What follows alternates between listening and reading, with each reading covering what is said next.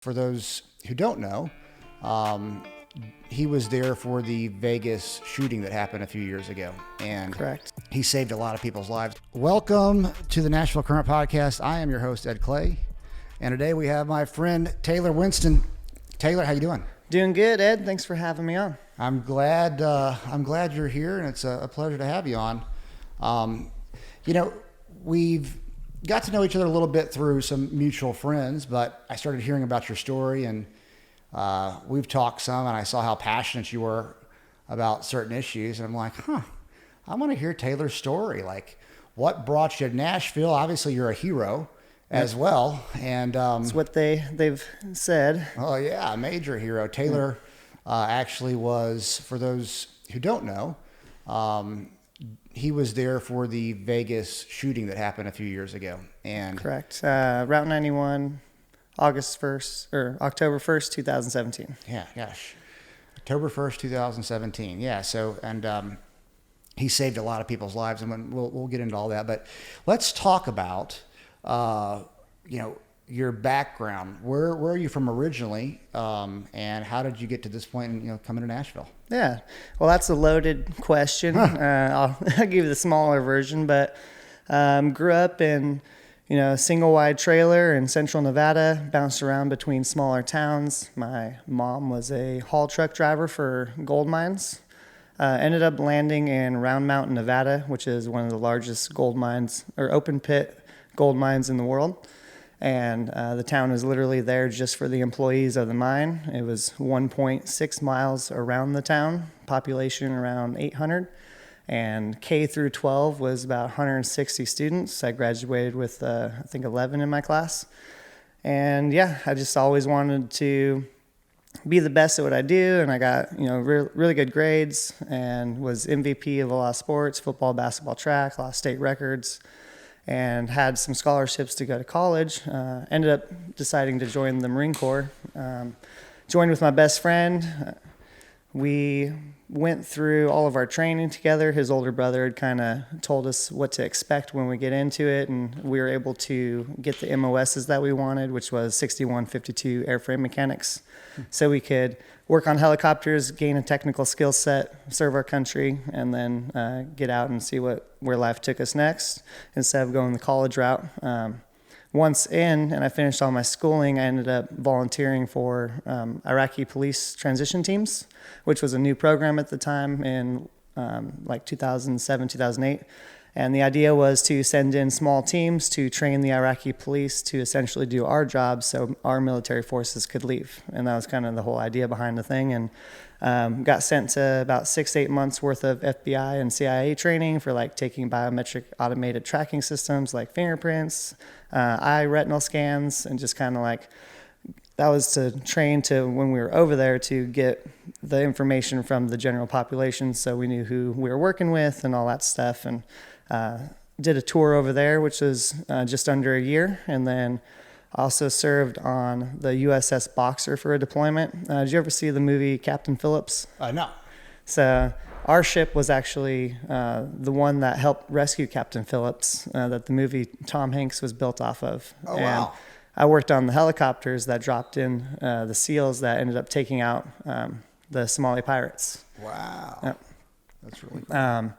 And then moving forward, finished my military career with honorable discharge after 5 years, achieved the rank of E5 sergeant, which is relatively difficult in the Marine Corps and usually a great honor to get out as an E5 NCO. Once I did that, I started school for architectural design. What year was this? So I got out July of 2011.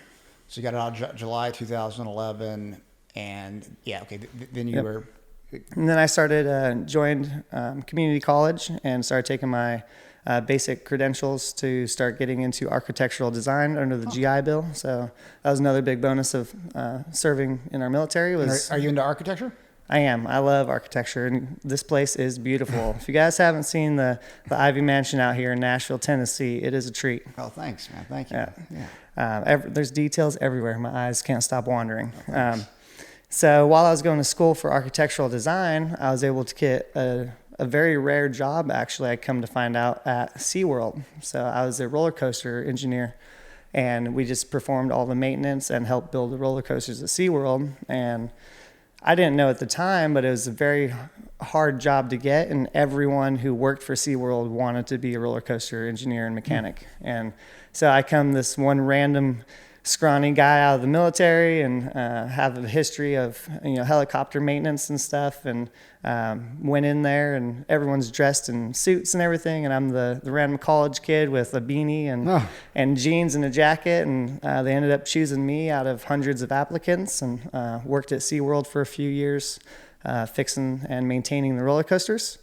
And then one of my colleagues who worked there was Australian. He had dual citizenship for Australia and America, and he offered for me to go with him back to Australia, and he'd put me under someone building and construction out there, and told me it'd be paid very well and hooked me up and set me up proper, and he did, and we went to Australia.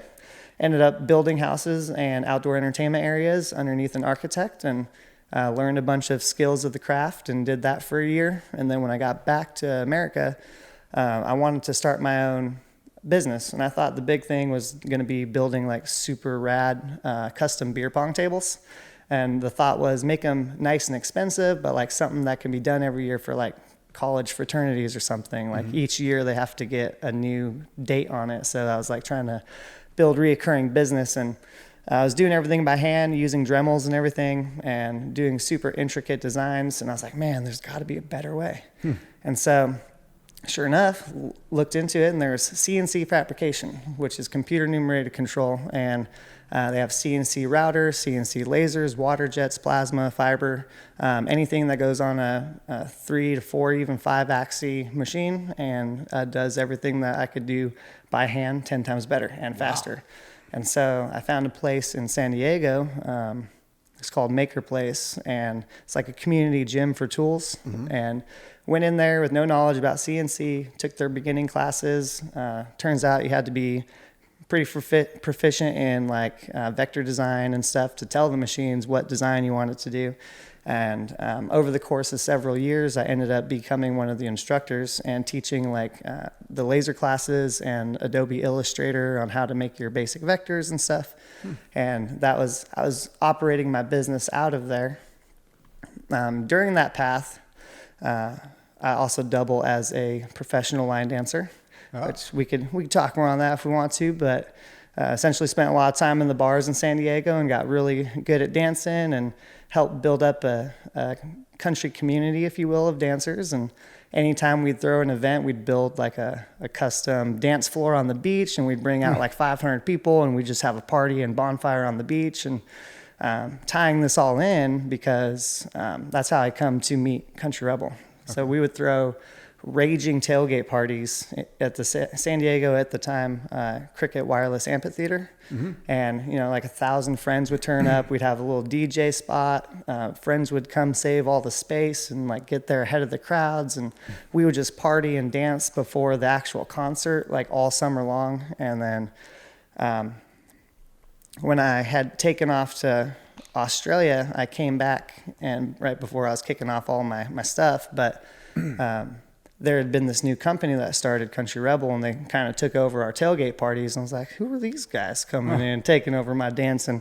And turns out they're super cool. They had something going, saw there was something special there. They were really passionate about the country community. They wanted to use their internet marketing skills to build some kind of social platform or media company to help essentially keep country music alive and well. And I saw that right from the beginning, and we ended up doing small projects together. Like I built a custom DJ box for the tailgate parties with their logo laser engraved into the front. And it turned out to be a killer project, and they're like, all right, what's the next one? And we just kept doing project from project. And then I had the idea of selling military wood wall decor, and through the help of Country Rebel, we got the official license through the Marine Corps, because that's what I had served in. And so I was laser manufacturing custom wood wall decor that was the shape of the United States with like the stars and stripes and the Marine Corps logo built into it. And it's a beautiful design, and we ended up selling out the first year, and I was doing it out of the small workshop at Maker Place. And then we just kind of kept leveling up year after year and started wearing more hats with Country Rebel. And then we kind of became like just a brotherhood of Kevin, Darren, and I. You know, Kevin and Darren started the company. They're the owners. And then they brought me in as another brother. And I just kind of am like a Swiss Army knife. Wherever they need me, I kind of help and we get it done. And it's all with the purpose of spreading positivity and joy through country music, living, and lifestyle. And so that's kind of the short version of how we've come to where we're at right now, and love it here in Nashville. Yeah, I mean, when did you make the move to Nashville? So we were joking at Kevin's place one night saying, you know what, it'd be pretty cool to just have a ranch outside of Nashville and we all live on it, and maybe the employees work from a different space or from home or something. And we were joking at the time, and then we started getting serious and digging into numbers, and we're like, oh, that kind of makes sense, actually. We were all renting our own places. We had an office downtown. There was a lot of overhead, and if you could consolidate that into one place, then you save a bunch of overhead. And so we started actually getting really serious about it, and we're like, well, if we're going to be super serious long term about the health of Country Rebel as a business, it makes sense to be where country music's popular, Nashville. Yeah. And so we started getting really serious about it, and then worked with the employees and team members to all start working from home and work remotely. And then we started slowly figuring it out. I actually moved here about 6 to 8 months in advance, and I was driving around Nashville within a 100-mile radius and just seeing everywhere and anywhere what direction we wanted to live. Is it a pretty drive? Is it enough space? And just kind of going into satellite imagery and being like, okay, does this property have enough structures for us to live in? Maybe they'll take an offer, and just kind of beating the ground. And we ended up working with several real estate agents. And then the one that found this place, she had just known about it, and it wasn't for sale, but it's kind of a crazy story. And this place actually ties into it. We came to, so backpedaling a little bit, we also do things during CRS, which is Country Radio Seminar every year. And we would, schedule a dozen or two artists. And I think 32 was 2017. But we will schedule out a bunch of artists, and within 1 week, we'll make a set and scene, and we'll record 4 to 5 songs from each artist over 5 days. And so we would capitalize on the fact that everyone was kind of here in Nashville, and they were here to do business, and they're in the business mindset, and it was just another stop for them. And so it did really well. We could get a lot of artists, a lot of content, make it beautiful, and it was kind of like a step and repeat. Mm-hmm. And we would do that year after year. So the church up the street, Nashville Vineyard, we were going to use the Ivy Mansion one of the years. And we had an appointment to come check it out, and we loved it, and it was absolutely beautiful. I think you have this this book kind of / cigar room in the center of the building. Yep. And we're like, man, this would be a really cool set. And then, just a lot of the other factors we had to start considering, like street noise, road noise. It rained one day and it hit all the glass in the atrium. And so it just made it where we couldn't actually come film here. And we're like, oh man, this place is so perfect though. Yeah.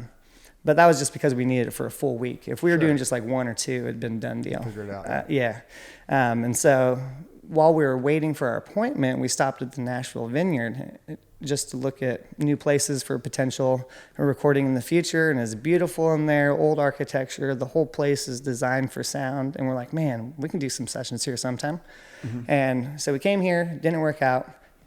When we were there, the pastor came right up to us and he's like, you guys are not from here. We got our boots, our buckles. Like we look Nashville, but we're not Nashville. Mm-hmm. And he immediately knew that we're up to something. Mm-hmm. And I couldn't hide it. I spilled the beans. I was like, we're looking for places to film in. And he's like, actually, we've been looking to rent this place out during the week when we're not using it. Cool. And we're like, oh, cool. Well, let's exchange information. Maybe we'll use it someday.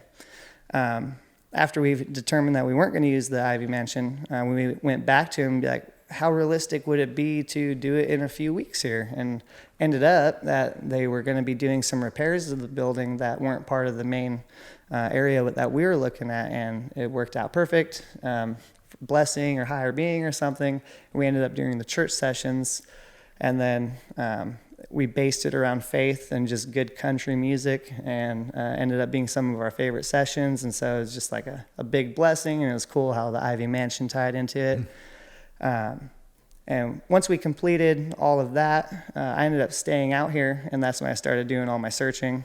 And so fast forward back to the property that we landed in, when we were given a tour of the property, it was a 92-year-old man, Mr. Allen, and he gave the tour himself. It was blistering hot. He walked around for half an hour showing us every area of the property. Huh. And he's just big in insurance, and so it was just one of his investment properties, and he would go there once a month to feed the fish. I think he wanted to live there, but the missus didn't like the spiders, so he didn't quite get to stay there as often as he wanted. All right.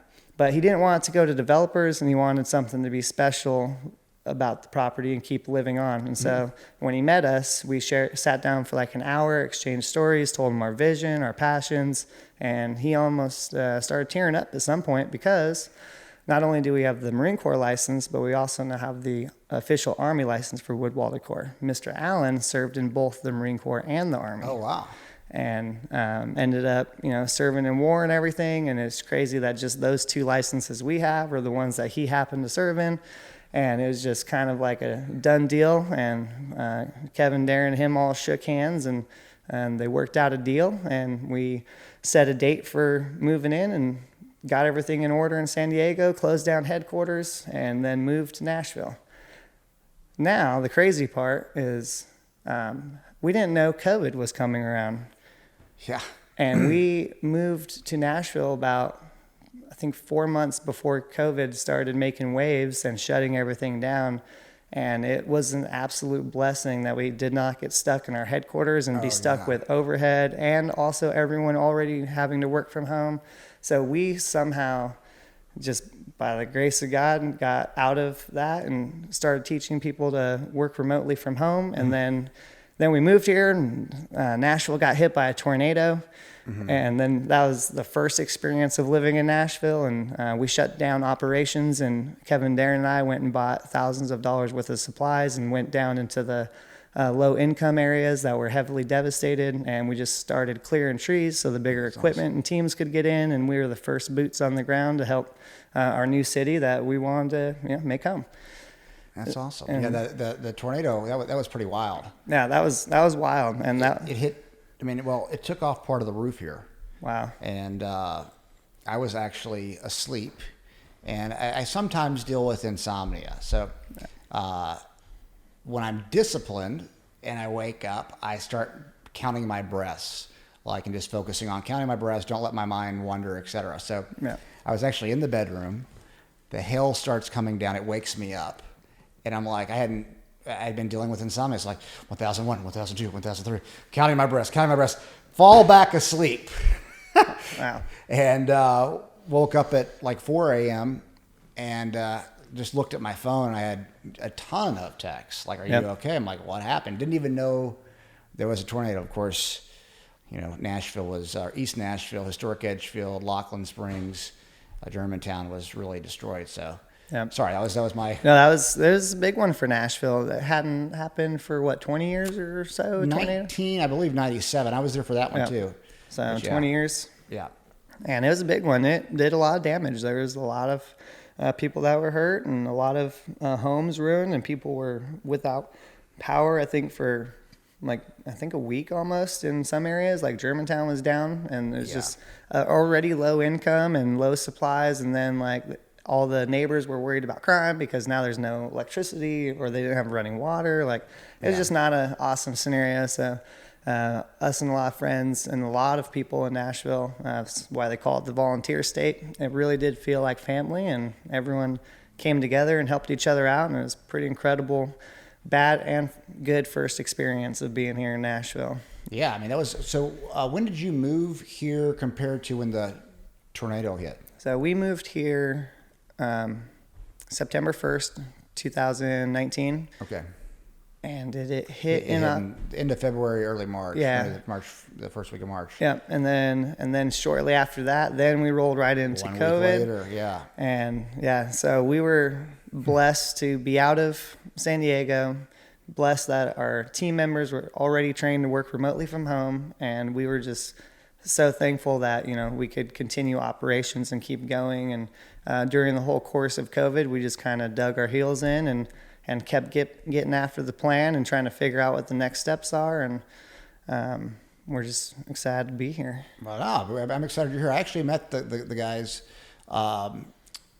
probably, I'm going to say 3 years ago in San Diego. Because we spent a lot of time, obviously, in TJ.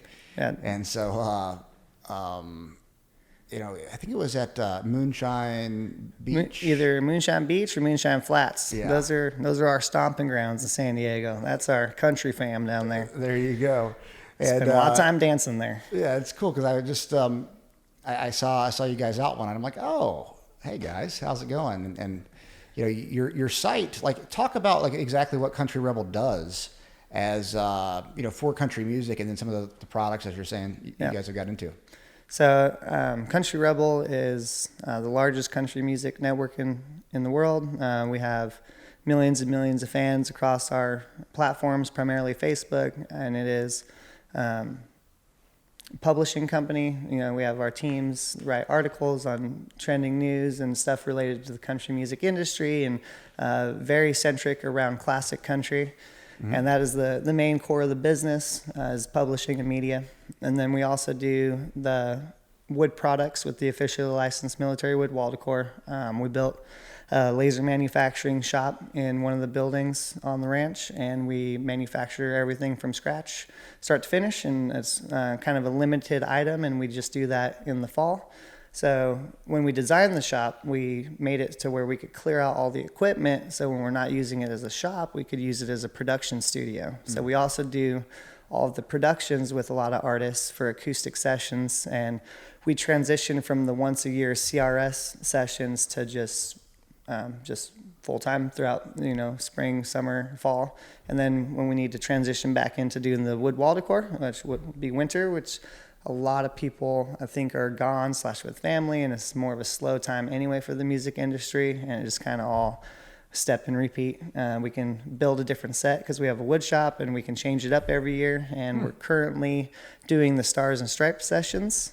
And those have been a huge success. We're seeing a lot of movement on our other socials because of them, and we love it because we've found a way to help a lot of independent artists, but also work with up-and-coming or people already signed, and use our network to help promote, country music and stuff that we feel delivers a good message. And it's been pretty incredible so far. We can't wait to see what the next 5 years takes us. This has been in the last 5 years, everything we've just discussed. So the Stars and Stripes sessions, what is that exactly? So imagine a big, 40 by 60 garage. It's got all wood walls, red floor. It used to be a cattle auction building. And we came in and put a big red Mustang in the middle of the room. And on the massive, 15-foot tall garage door, we have a 15-foot by 10-foot American flag across the whole backdrop. And then we've put lighting in proper areas, and just tried to make the most patriotic set we could possibly think of. And when artists come in, we always recommend, hey, what's a good positive message you can share? Is Amazing Grace or whatever, God Bless the USA, other songs from a lot of other classics or their own, and just good country living, good country classic sound and stuff. And we try to do the most intimate and best and highest quality of every single person we bring in, big or small, doesn't matter. We just want to share the music with our audience and help get those artists' music out as well. That's awesome. And so, do you have members on the site? Does Country Rebel have a members where they can actually go in and watch, or how does somebody watch the sessions? Usually we just reserve it to just private recording, and it's their team members and them that come in, and some of our friends occasionally. But once it's all done, you'll find everything on our YouTube, and that'll be the full HD 4K versions. Oh, awesome. And we just released one. It's pretty incredible, by Aaron Lewis, Am I the Only One? And It is steamrolling right now. It's been up for 3 days, and it's 350,000 views and climbing. Nice. So it should be to 1 million by the end of the month, which would be pretty cool. That's awesome. Yeah. Yeah. So it's cool what Country Rebel's done, because I remember thinking, well, they're in San Diego. This is kind of but we had a bunch of mutual friends. Yep. My friends, you can talk to the Country Rebel guys. Oh, talk to the Country Rebel guys. Well, it worked out really well because we were able to do what we do and kind of go under the radar. Like Nashville had no idea who we were, what we were doing, but there's just this company reaching millions of people doing country music stuff, and they had no idea how we were doing it, and it kind of worked to our advantage to be a little more under the radar. So when we were ready and we did have a better understanding of the music industry, and that's a big reason why we moved out here, was to learn even more, and we're still learning. This this industry's crazy. Yeah.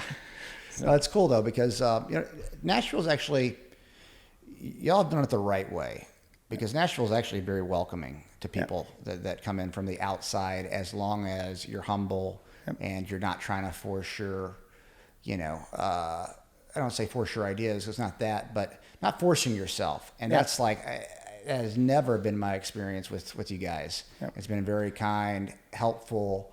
It's I think if you keep that as part of the core business plan of just how do you help everyone else, the rest does itself. Yeah. I mean, I think of the things the same way. It's like, just do things for people. You're like, well, do you want to get paid? I'm like, for me, I'm like, no, we'll figure it out. Yeah, we'll figure it out. Let's go.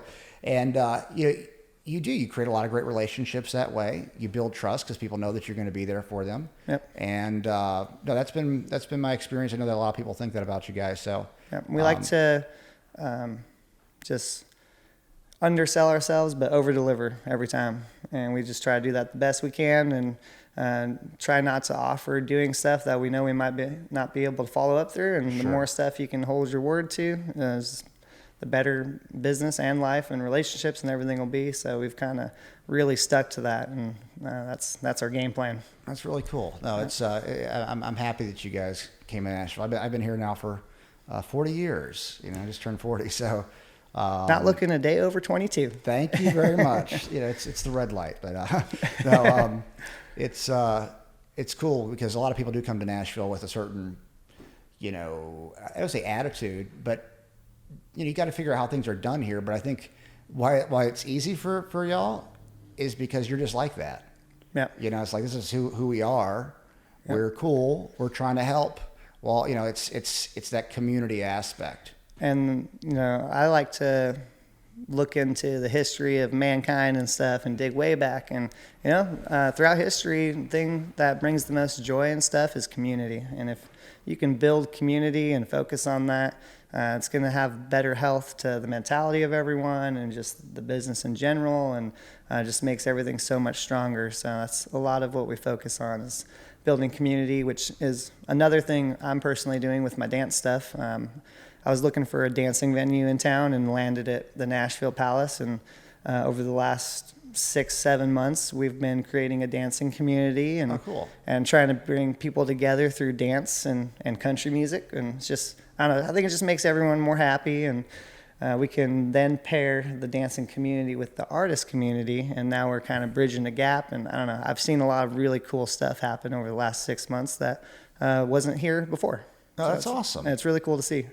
Yeah, the community right now, just in general, because like a lot of my thoughts in life at this point are like, how are we going to make it through the next few years, or what's it going to look like in 5 and 10? Yeah, and the country in general, with everyone a little divisive and stuff. Yes, it's so divided, and it's like, how do we bring people together? So, I guess with your understanding of community, like what's some of the visions that you have to bring the country together? Man, we need a lot of education and a little more tolerance. I think we've been pretty privileged here in America, and it's tough. A lot of the arguments come from people with opposing ideas of just how to get to the same solution. And I think just how they engage with each other has been very abrasive. And if we can kind of make conversations easier with people you may not have the same agreements with, then I think a lot of things would be better. I don't know, there's so many layers to that onion, and a lot of it's fueled by what we see on TV and just stuff in our culture in general. And but I think people just need to understand that if they don't have the same experience as you, then they're not going to have the same ideas of the solution to get to where we need to be. So like, for me, I'm a very big supporter of the Second Amendment. If you've never had to use a gun or never been in danger or don't understand it, you may not understand why we need one. And so I'm not going to be mad at someone who doesn't understand it, what I've lived through, or I've studied more extensively than them. Sure. And so then you need to have the conversation over time. You're not going to win someone over in one conversation, ever. You need some patience, you need love, and everyone needs to know that all of us argue with each other because we love each other. Like literally the end game is to get to a solution for all of us to be happy, all of us to have some form of success and safety. Like we all want to get to that same level. We all have different ideas, and that's what we all argue on. But at the end of the day, we do it because we want everyone to be happy. Sure.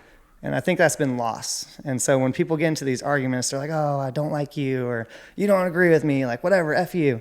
It's not the answer. And I think the more tolerance we can build with people to have conversations over time, the better we'll be.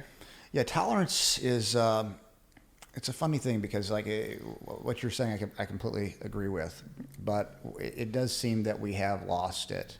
Yeah. On both sides. I think both sides in many ways have lost it to where it's hard to have. Everyone's kind of at fault. Yeah. It's like, how can we all accept responsibility? My personal belief is personal responsibility is the key. Correct. And a huge thing I believe in more than anything is you can only control two things. That's how you react to how others treat you and how you treat others. There's nothing else. So if someone's being aggressive or mean to you, it's only up to you on how. It's not their problem, it's your problem. How are you going to react to it? And then by dishing something negative back or whatever isn't the answer. Two wrongs don't make a right. So you can only control how you react back to people, and then how you react when someone engages with you. And that's kind of most things in life. If an injury, it's up to you if you want to be positive after an injury or something. Yeah, it'd be interesting to like look at, because tolerance is something that it's, we can talk about it, but like it's like how do we do it? And you were just giving an idea of that, like these are the two things. Yeah. But for education purposes, as we're looking at society right now, I think we got to there do need to be some common shared values.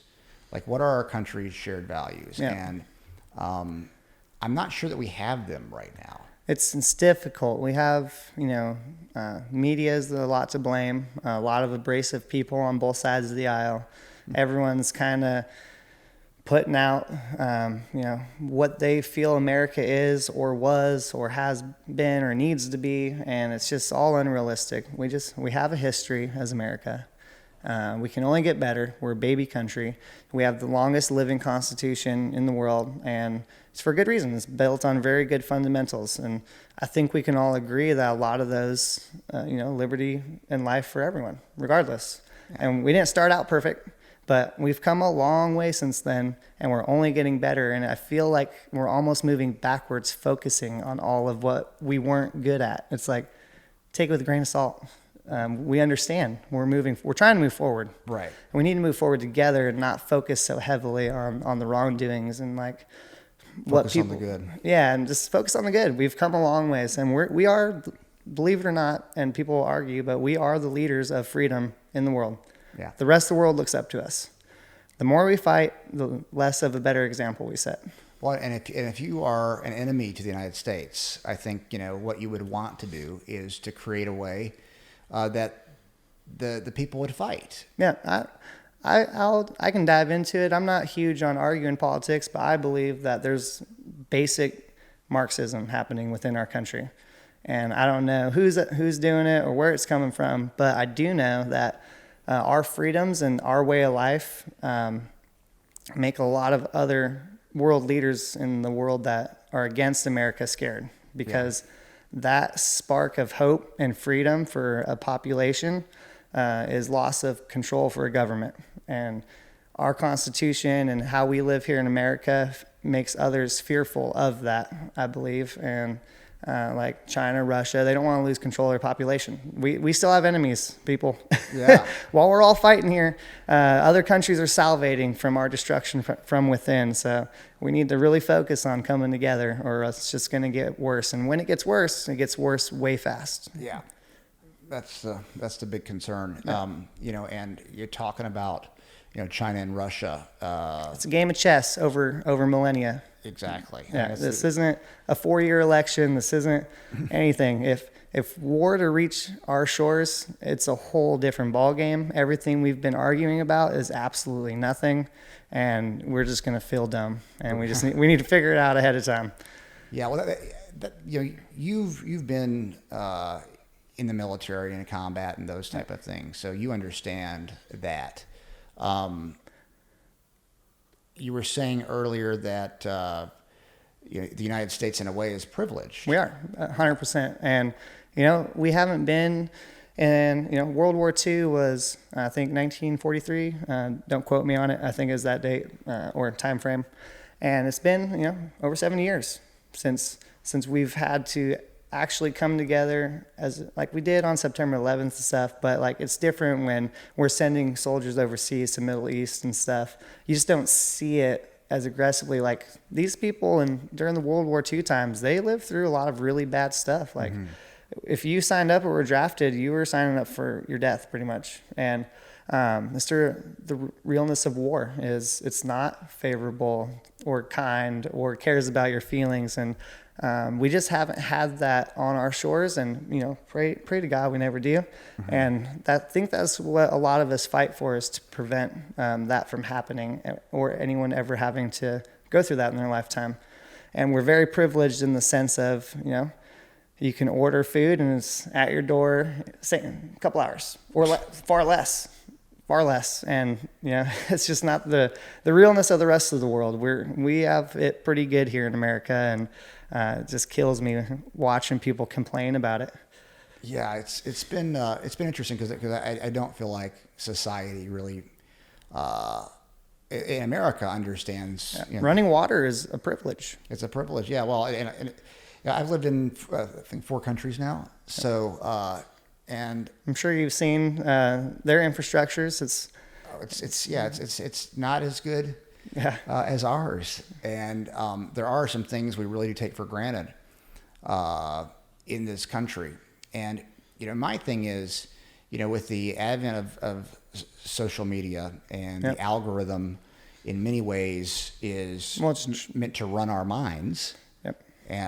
TikTok is owned by the Chinese. Yep. It's kind of infiltrated our children and our youth. Yep. And they understand they're in it for the long game, and if they can infiltrate early and keep, I think, eroding generation after generation, you're going to be left with a very weak generation. So if they ever plan to, I hate to say like take over the world, but that's what that's their goal. That's their end game. That's what the Chinese. That's their end game. They've been doing it. Yeah. Well, they got the Silk Road initiative, or the Belkin.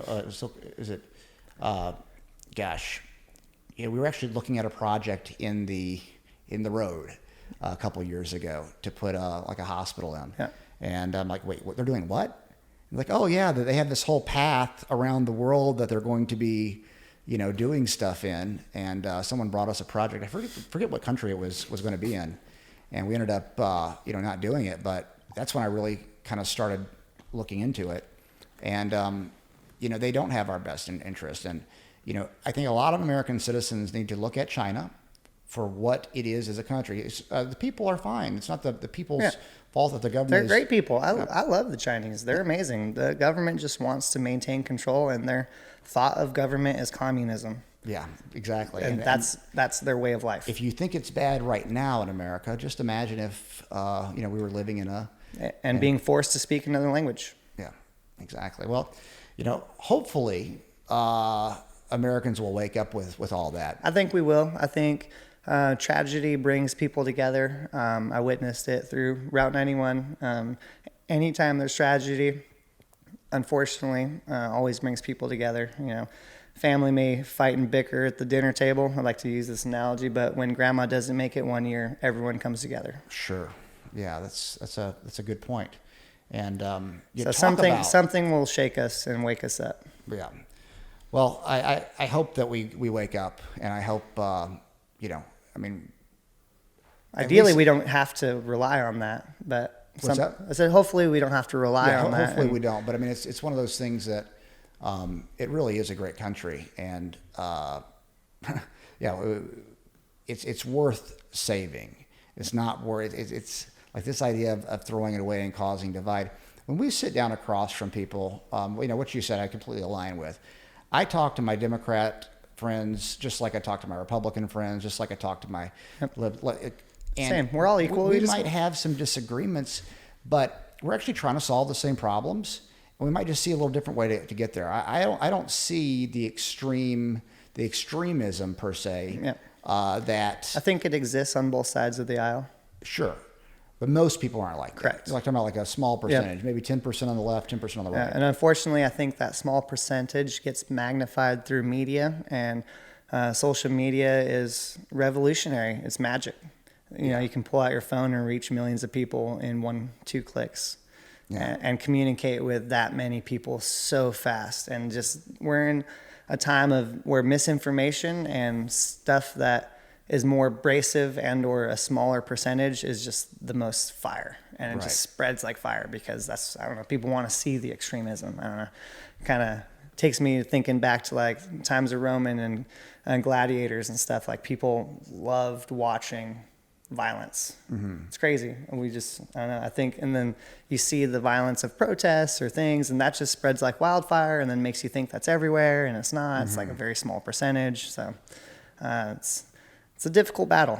I don't know. We're in different times. Well, I'm seeing a shift, at least, for where people are waking up to, that we might have been fooled into a Marxist ideology with the veil of something else. Like there was something else, but this was really this Marxism that was meant to divide us. So hopefully, Americans on both sides will. Well, everyone has kind of helped with the problem, and a lot of it to me was like, BLM, great idea, great movement. I don't think it was really doing, like you said, that I think they had a veil. I think there was a hidden agenda to actually create more division through racial, because 4 years ago I could hop in a Lyft, wouldn't even think about the person being black, white, red, green, yellow, whatever. It's just, hey man, I'm going to the next destination. And then like when all that stuff was going on, I even had a great conversation with a few black Lyft drivers, and they're like, yeah, this is crazy. Like we don't align with that. Like I've lost business. People act really weird around me now, or they're super kind, or they don't talk. And it's like, that's by nature creating more division. Well, it is. And, the initial design of BLM, there's the organization and there's the movement. Yeah. And the movement, I could support. Yeah. The movement. I think everyone's on board with the movement. It's great. Absolutely. But the organization, when you do look under the hood, it was a Marxist organization, or it is a Marxist organization. Yeah. Stepping outside 10,000 feet, I'm like, wow, it's impressive what they did, how much divide it's caused in the country. Because if you don't agree, you're racist. Yeah, if you don't agree, it's like, dang, how much more divisive? If you don't agree with me, you're racist. It's an ace. They played an ace. Yeah. And then the other ace is COVID, a disease. And I fully believe it's a disease and real, and it's harmed many people, and it's been terrible. To the extent, though, I don't know if I agree. Maybe I'm not educated enough, but I feel like, if I don't want to wear my mask because I'm perfectly healthy and or been vaccinated, or all these things added up to where I don't really feel I have to wear a mask. If I don't wear a mask, I'm looked at as a bad guy. Sure. And I'm not a bad guy. But it's like these basic small things that are creating division between people that has never really been there before, I guess. Right. Yeah, and it seems like it's by design. Yeah. That's what it seems like. And that's what the scary part is, because once you start digging underneath all the layers, it does feel like it's by design on a big game of chess that we're playing checkers on. Oh, yeah. Yes. Yeah. We as the general population are playing checkers while they're playing chess with us, and we're all the pawns. Yeah. It's been quite the awakening, per se, over kind of where we're at. And I do hope that, people in America do wake up to what's going on, because now it's right in front of us. I mean, they're telling. When I say they, you can look at like the World Economic Forum. You can look at. I've read the book The Great Reset 3 times now. I need to read that one. I haven't. I've heard about that though. Yeah, it's very interesting, their vision for the next 10 plus years. Yeah, well, we're all just trying to get by day to day and hoping we can go to a concert next month. All these folks, with the numbers are looking at the next 30 years. Yeah, no, they absolutely are, and the principles that our country was founded on, I think, are really important to keep now more than ever. Yep. Now more than ever. They made it to a point, just a few months ago, actually over the last year, where some people didn't like to be proud to be an American. Yep. That you see the kneeling and things like that. I'm not here to judge that either way, but the idea that the opposite of that to me is saying, no, I love America and I'm proud to be an American and I'm proud of our country. We've done some things wrong. We should tell the correct history, in my opinion. We shouldn't hide from our history, but we should also talk about all the great things that we've done. And that kind of ties in a little bit, like with the shirt I'm wearing today. It says conservative AF. And, I don't like going hard on politics with anyone, but I feel like I'm a pretty darn good person. I believe in a lot of the same things people on the other side of the aisle. I consider myself conservative just based on some of the things, and that doesn't mean I'm a Donald Trump lover. Like, it's whatever, whoever's in office, as long as they're doing a good job for the direction that we all believe, I'm on board with. But I don't mind wearing it proud, and it's kind of sad that I have to be worried about wearing this and people being mad at me or judging me. Yeah, I think the more that we do that type of thing, or you do that type of thing, but you also have to be representative of everyone. Like, yes. If someone starts talking to me, they will realize, like, oh, all right, he's not that bad. Right. And I've had that conversation on campuses across the country. I've had, we had a little table out with a little conservative group and people walking by, angry, mad. I'm like, hey, you got a couple of seconds for a conversation? Half an hour later, they're like, wow, I'm going to look more into it. That's great. And I think it's the people that represent it more so. And if you're abrasive, you're not, you get more bees with honey. Yeah, absolutely. Well, I think that there is there is a change. At least, like for instance, my business partner Scott, he's had a really interesting life, but used to be a pro snowboarder, got into the fight business, owned something called OTM, which was like the first jiu-jitsu online magazine, and.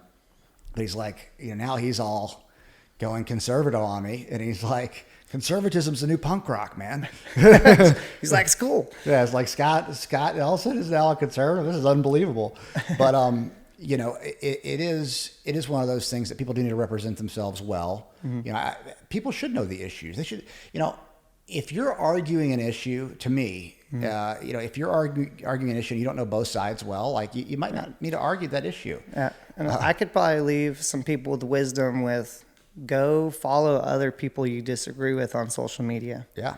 Like I follow every liberal page, everyone that I'm like, I don't really care about that issue, but like they bring stuff to light and I'm like, oh, that's a pretty good argument. Maybe I'll look into it more. And then if I don't completely align with it, well, I figure out why. And then I educate myself. So if I ever have a conversation with someone, I can be like, well, I see where you're coming from, but here, let me show you this extra piece that you might be missing, which makes me think otherwise.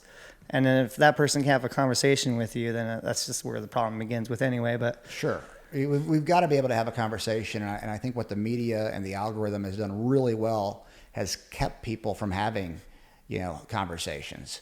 And I think that if we can get that back where we do have open dialogue without calling each other names, and listen more. A lot of people just want to tell you, do this, do that. But it's like listen. And like you're saying, learn a lot. Yeah. And you can learn with it too. Tell us, so I didn't know this when we met, but it was actually John Satterfield said, well, Taylor, he's like, did you ever hear the guy that stole the truck during the Las Vegas shooting and brought the victims to the hospital? It's like, yeah. He's like, well, that was Taylor. I'm like, no way. And so I looked it up, of course, and read a couple stories, but it's incredible. Like, tell me what happened that night. Yeah, well, it's definitely not my first conversation starter when I meet people. They've labeled me a hero and stuff, and I feel like I'm just anyone else. Do what you can when you can. I had a good idea, and it worked. I got lucky, or some higher being helped. But I was there working with some artists, Justin Holmes and Scotty Alexander, filming them at Stoney's, one of the bars I go line dancing a lot, and we've had a partnership with over the years as Country Rebel. And when we were done, one of the owners, Toad, he asked if I wanted to go check out, the end of the final day, Sunday, give me some passes. And I was like, sure, yeah, this would be awesome. And I knew a lot of friends who were there already, so asked Scotty and Justin if they wanted to go, and fortunately they said no. They needed to get back home to their families. And so me and my other friend Jennifer, who was with me at the time, we decided we would go and meet up with all of our other friends, which were really close to the front left of the stage. And then we got there and found all of our friends, and normal concert, everyone having the best time of their life. Final night, with all your friends and family and loved ones, and some of the most amazing music that, music is one of the most powerful things in the world, and it brings everyone together. And I went to go get my first beer, and I heard something kind of pop off, and I was like, that kind of sounded like gunshots, but it was from a distance, so I wasn't quite sure. No one was moving. Everyone probably figured it was fireworks, and I was like, definitely gunshots. But it wasn't. I wasn't feeling threatened. That it was like, I felt it was just like somewhere in Vegas, something was happening, like a little something. And then as I finished purchasing my beer, I started walking back to our group, and I heard it again. And I could see other people had heard it too this time. I was like, there are no fireworks anywhere. Like, this is some kind of, like, a couple shots here and there. And I'm like, what is that? And then continue walking to our group. And then within, half a minute, that's when full automatic fire started raining down into the crowd. Bullets hitting all around you, people falling, screaming, pure chaos, just tearing everyone's eyes. I was terrified, but immediately started yelling at people, keep your heads down, start running, get out of here. And as we were doing that, we started making our way away from the sound of the gunfire, but just, it sounded like it was coming from everywhere. You have all the buildings and echoing, and it was pure chaos. And as we're running, I could see people left and right of me getting hit and falling, and you don't know if they're going to be okay or not, but you don't have time. You just got to keep running, because if you can't help yourself, you can't help anyone else. Sure. And so we got to the back fence line, and a lot of the staff members had no idea. They were like, it's just fireworks. And by that time, we were like, no, we got to get out of here. And we started throwing people over the fence, and some people were getting caught on the tips of the fence. If you ever seen chain link fence that has little sharp pokes on top? Sure. And girls' skirts were getting caught. They were getting shot while they were trying to get over the top. Oh and it was just constant thought of, I'm going to get hit any second. Wow. Any second. And once I got over, I was able to get Jennifer over, who happened to have a broken, one of her vertebrae was cracked from an accident the night before jumping off a cliff. But obviously you go numb at that point. And she hopped over, we got her over. And then one of our other friends was on the other side of the fence, and he's like, I got to go back and find our other friends. And it was, I thought, the last time I might see him, because there was still just constant gunfire firing all around us. And once I said goodbye to him, this is all within moments. Could have been a fraction of a second, just like a understanding, like, see ya. But I knew we had to do something, and I knew that ambulances can't come until an active shooting zone is cleared. And I also have been to a lot of festivals and knew that the employees often share vehicles, and I might get lucky with some keys in one of them. And so I started beelining it towards the work area in the back. And sure enough, by the grace of God or something, the first vehicle I checked had keys in them. I looked at Jen, and I was like, I hope I get forgiven for this one. And fired it up, and just peeled out and went straight back into the gunfire. Started assessing people who were most critically injured, and just throwing them in the back with the help of some other people, and just loaded as many as we possibly could. And we then sped away. As soon as we started going away wait, from. real quick. So you start loading. So you go in. The firing was still going on. So the guy was still shooting people. So it wasn't done. No, it was still lots of gunfire and rounds going off different areas. Some hit close to us. I realized that it wasn't being aimed, so we just try to help as many people as you can, and your safety kind of comes second in that point in time, because I had already cleared myself from the initial danger, and then I knew mentally I was going back in to help other people. Yeah.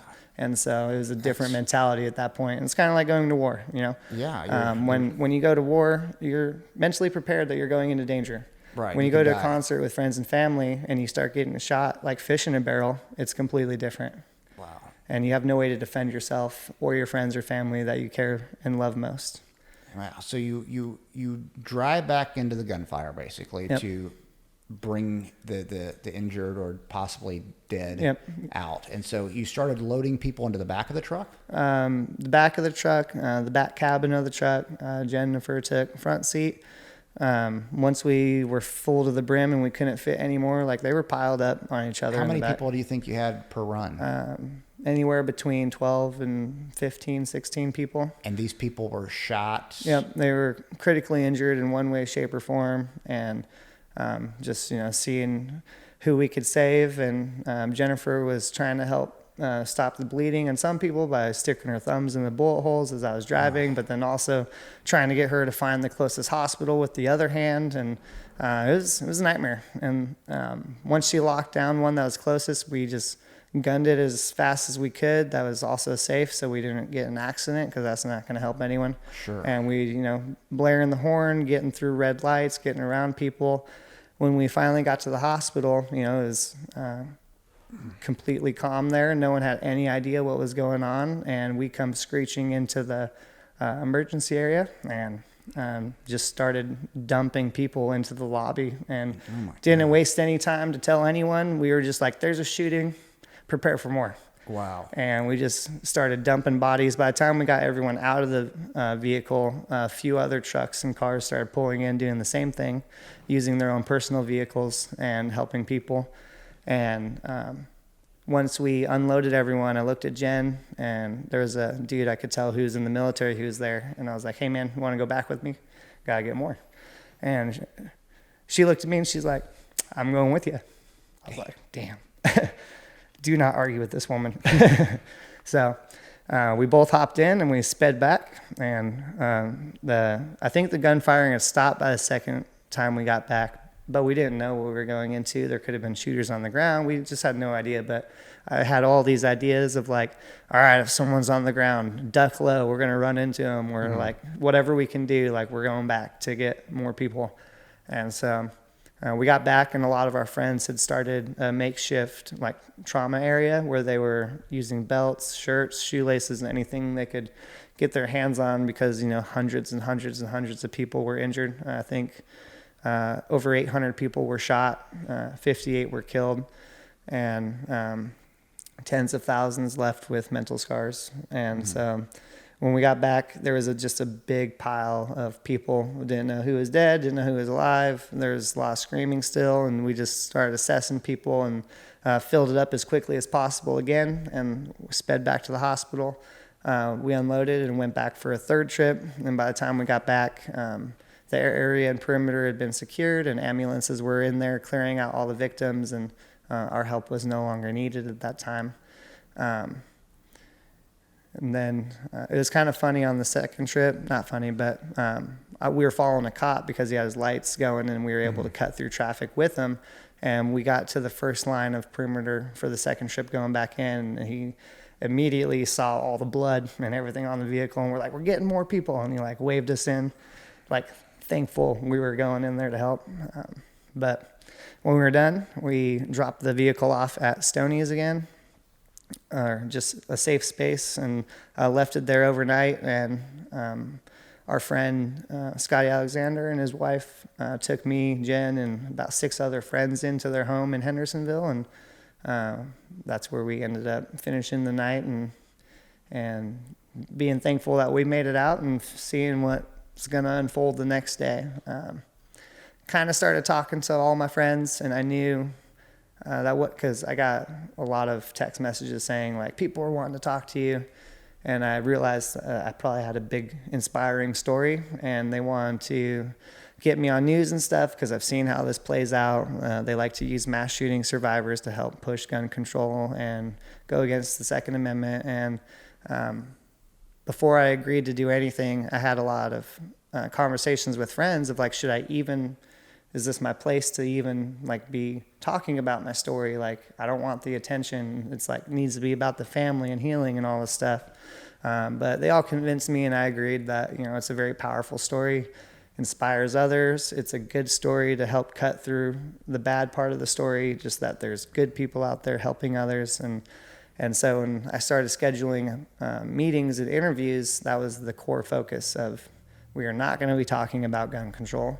We will be talking about my story and how there are a lot of other good people doing the same thing. And this is a time for healing and time for everyone to come together and not more division. And of course, a lot of the radio and TV networks, they first things were, how do you feel about guns? Could something have prevented this? And that was like their first questions to me, and it was like super annoying every single time. But after I let them know, they all agreed that we would leave that out of the discussion. And then I ended up going on doing a bunch of interviews and stuff and just trying to spread some positivity through my story. And that's kind of how everything unfolded. Yeah, wow. I mean, it's incredible. And I can't imagine. You are a hero.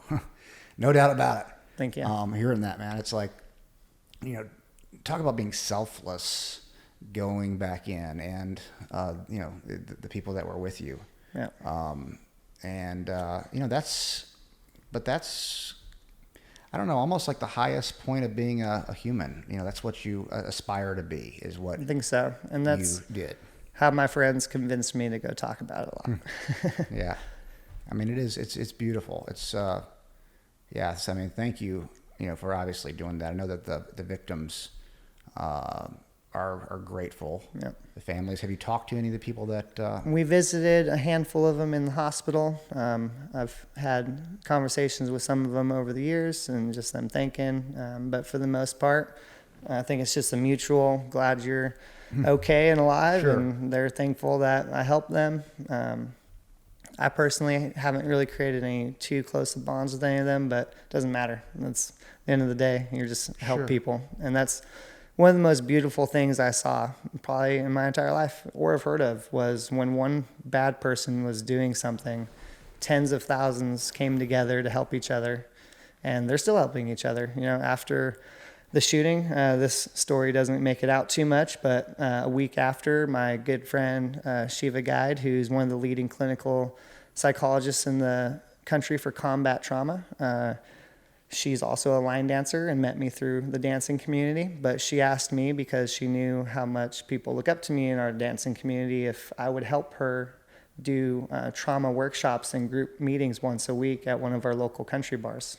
One of our country bars in Cahoots, which was like home, allowed us to use their space every Wednesday during the evening before the dancing night to do trauma education and therapy. And it started small, and then once we got word out, we would eventually had upwards of 100, 200 people coming out. We started doing workshops through lower Southern California and Nevada, and going from town to town, and they would bring, hundreds of people out, like, hey, if you're part of this, we're having a trauma education workshop. It's free of charge. And we ended up building a website based around all of her education and training and documents, and just been kind of trying to help as many people with the psychological after effects of something so traumatic. Sure, absolutely. How do you personally deal with it? I've trained myself over the years to just, love and appreciate every day. You don't know when it's your last. And as long as you have something you're passionate about that you want to wake up to every day and keep educating yourself and keep driving forward, then, just purpose. I think when people recluse themselves or just don't get out there and just stop living life, I think is when they start going down a more dark path and start reliving it.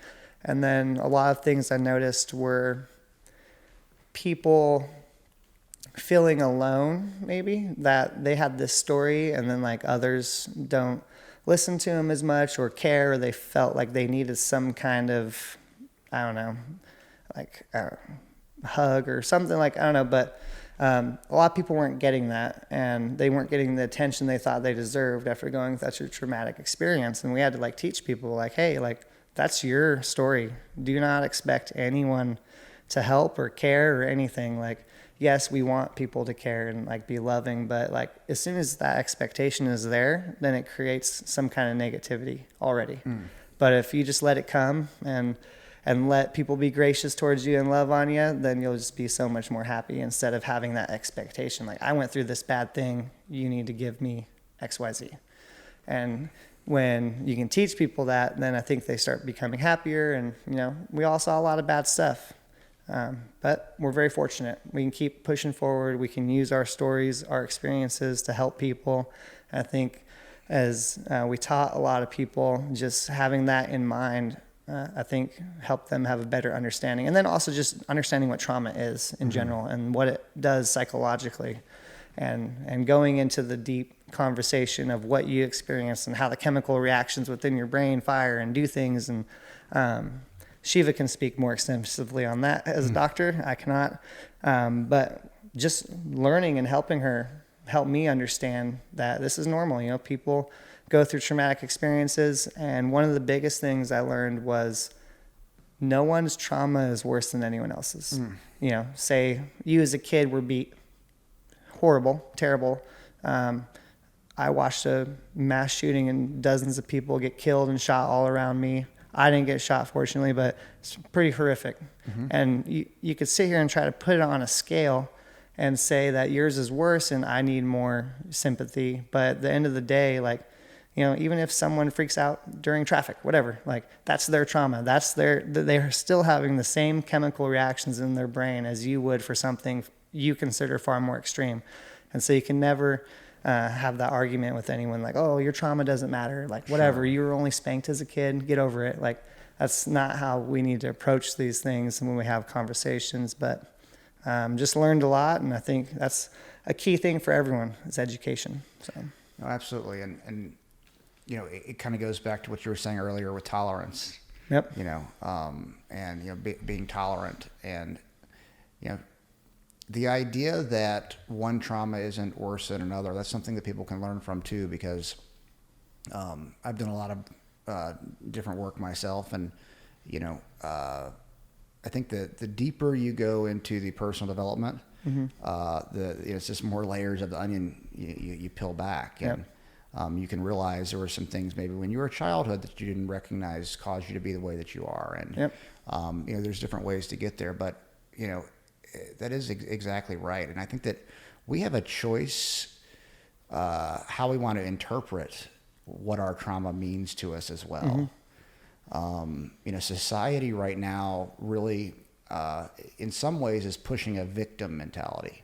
I 100% agree with that. We have victim mentality like I've never seen before or read about or anything. It's kind of crazy. Well, and you know, and that's when I know it's off, because, you know, you can't teach anyone to, for instance, get over their trauma by being a victim. Correct. It's the opposite. You know, you're responsible for how you react to that from this point forward, how you interpret it, and what you want to do for the good. Yep. And that's what my main two things I believe most in is how you respond to how others treat you, and then how you respond to how, I think I said the same thing, how others treat you, or how you respond to others. Right. And that goes with life experiences. Sure. It's up to you on how you respond to it. If you want to have a negative attitude about it, well, it's just going to be an uphill battle fighting it. Sure. Or you can embrace it and understand a lot of people go through a lot of bad stuff, and be very thankful that you have a second chance to keep moving forward in time. Time is the most precious thing. We only get one shot at it. And if you waste all your time being negative, it's just sad. It's sad. So I focus on just being happy and thankful every day. Well, so you said two things that I kind of live my life by. One is from a personal responsibility standpoint, if it's to be, it's up to me. Yep. That doesn't mean I won't get help from people, et cetera, but I am responsible. Still up to you to accept that help. At the end of the day, it's still up to you. Exactly. And the other one is, when in doubt, focus out. Like, when's the last time you felt bad feeding the homeless? When you're living an outward focused life, where you're serving others, you're generally happier. People are generally happier because they're not victims to whatever the circumstances are. And you were living that outward focused life to the absolute, I'm going to call it extreme, driving back in to save those victims. And it's so selfless, and it's just incredible, especially with everything that we see right now. Because you're humble, you're obviously a great person, you love people, you want to spread love and spread a positive message. But, I want my kid to watch this interview one day and say, listen to what this man said and understand, what that meant, because it's a powerful story. And I know it might not be easy to tell sometimes, and I appreciate you sharing so much. Choked up a little bit. It's okay. I've told it hundreds of times, and still can sneak up on you. Yeah, I can imagine. I got choked up hearing it, and but it's powerful, and I hope that people can want to be like you.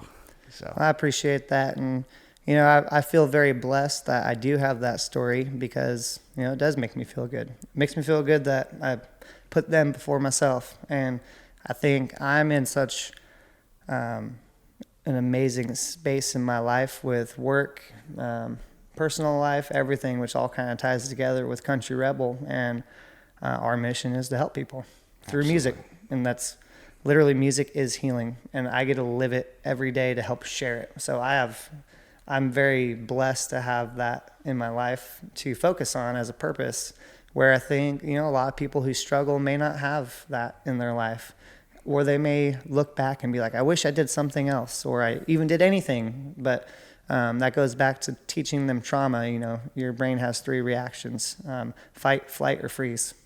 You're either going to fight back, you're going to run, or you're going to freeze. Right. And so if you froze, you might feel bad that you didn't do anything. Or if you ran away or whatever. Like, I ran away, I was terrified. And then once I was able to help myself, I reacted and got right back in. But not everyone is like that, and no one should hold themselves accountable for that. Sure. Just do what you can when you can, even if that's opening a door for someone. Well, there's lessons in that too, because it's like, put your own oxygen mask on first before you can help other people. Yeah. And I'm sure that your Marine training helped you in that very traumatic moment. Put that thought together, like, okay, I need to get safe first. Now what can I do to help? Because I can't help anybody unless I'm able to help myself. And then you have even the people more brave than me. They just laid on top of someone to help protect them from getting shot. And they just laid there expecting to get shot. Wow. That's incredible. Well, I think that there's a lot more good in this world than bad. There was obviously I agree. 100%. Evil person that day, but it showed the heroic actions of you and many others. I'm grateful for you. And it does give me hope in humanity. And obviously you're a standout. Really well, there's lots of us, and I think we're all pushing in the same direction. And I think we're gonna win. I think we're going to bring everyone back together. We still have a long battle, but we need more people to be less passive and take a little more action and be responsible for themselves.